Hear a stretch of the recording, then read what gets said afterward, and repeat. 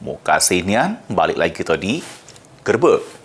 Pemirsa, Jaksa Penuntut Umum Kejari Palembang menuntut terdakwa Alex Rahman yang terlibat juru praktek pemerasan sama penerimaan gratifikasi penerbitan surat keterangan layak K3 dengan pidana penjara selama 4 tahun denda 200 juta rupiah.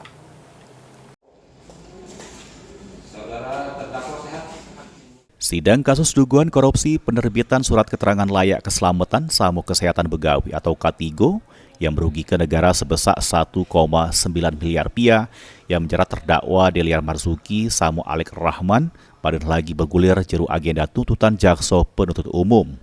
Juru sidang kali ini cuma terdakwa Alex Rahman selaku staf pribadi Kadisnaker Transumsel Deliar Marzuki yang hadir di persidangan. Sementara itu terdakwa Deliar sakit.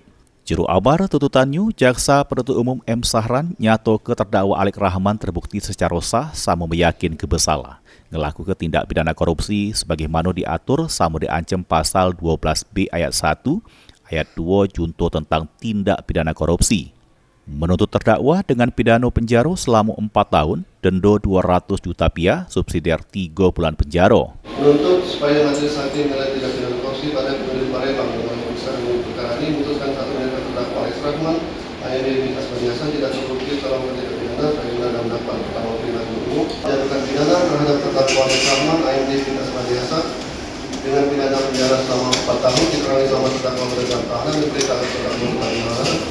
5. Menjatuhkan pidana denda terhadap terdakwa Alex Rahman, AND Bintas Baniasan dengan pidana denda sebesar 200 juta rupiah dengan ketentuan pidana denda tersebut dibayar bahkan tidak pidana kurungan selama 3 bulan. Sesudah sidang, kuasa hukum terdakwa Alex Rahman dari Posbakum Supendi nyato ke bakal ngajukan nota pembelaan yang bakal disampaikan di sidang selanjutnya.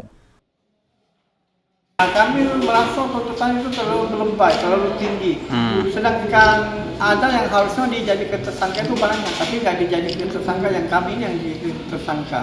Dia ini cuma pribadi, terus dia ini honor, bukan honor itu cuma terus apa yang diperintahkan disuruh itu atas perintah semua. Jadi dia ini bukan, dia juga kekayaan juga bertambah, itu juga bertambah. Harusnya yang dijadikan tersangka itu harusnya ada yang lain. Siapa? Yusuf Sebagai apa? Dia sebagai tangan kanan juga. Heru Wahyudi, PAL TV.